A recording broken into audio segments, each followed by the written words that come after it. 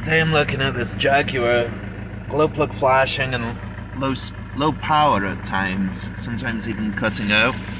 What I'm doing here is where the M is, and the M and the W. Got the engine speed, the rail pressure, because it's diesel, the common rail, and that one's the boost pressure. We're not getting any boost.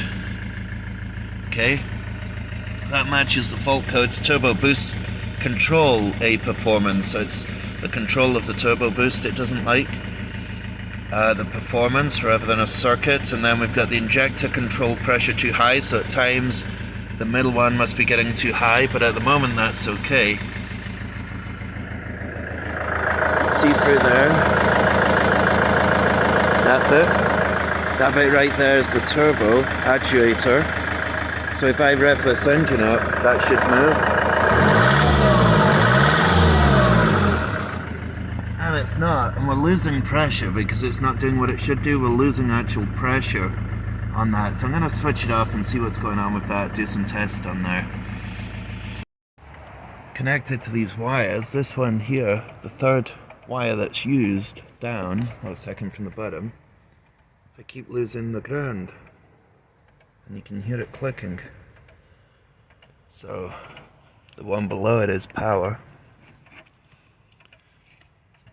And that's there, that's all the time. So we've got the ground, I think because this has got CAN bus, see there, and the one below it, got the 2.4 volts and the 2.6, CAN high and CAN low. But this one I would imagine should be ground all the time. So I might put an oscilloscope on each of those 4 wires, see what's going on. I don't think it should be clicking on and off like that. Also, I want to check that the linkage is free to move, so I'll disconnect it and see if I can actually get it to move.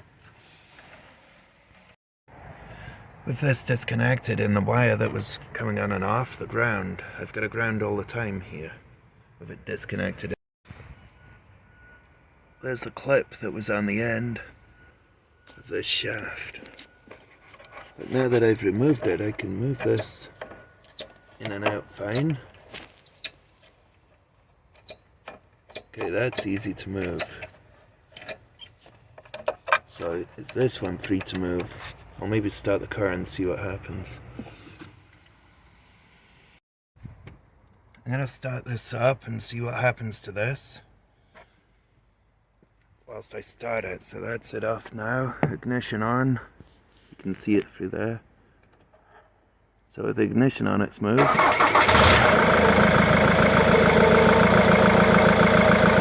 Okay, I'll switch it off and see what happens. So it's moving now, it wasn't doing that before.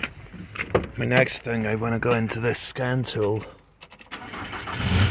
again and look at these pits and see if it's changing this time. Manifold pressure, has that done anything, or is it? Oh, it's going up in pressure now, you see. Now it's doing what it should do. Engine speed going up, the fuel rail matches the pattern of the engine speed. This one's pretty close.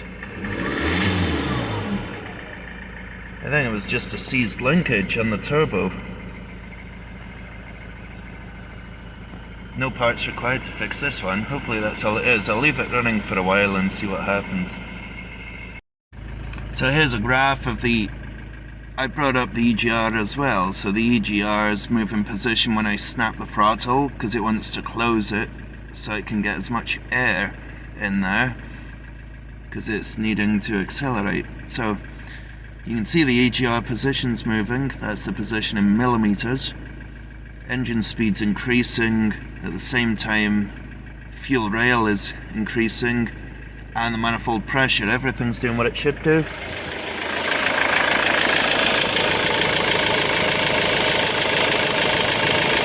And we've got the battery voltage, the CAN high and the CAN low, and the ground, so it's all good. So that's all it was. I think because the motor couldn't move, on here. I think that motor wasn't moving before and it was trying to make it move and it was affecting the ground. We're losing the ground for whatever reason. But now it's okay, it's constantly got a ground. Might be something that when that gets warm it starts playing up, and that's why I'm just watching this for a while. But if it runs okay, it's certainly better now because it is actually moving and it's taking a rev. If I put that onto record, I'll rev it up again. Yeah, everything's fine. It's all doing what it should be doing again still, so I'll leave it at that. Thanks for watching.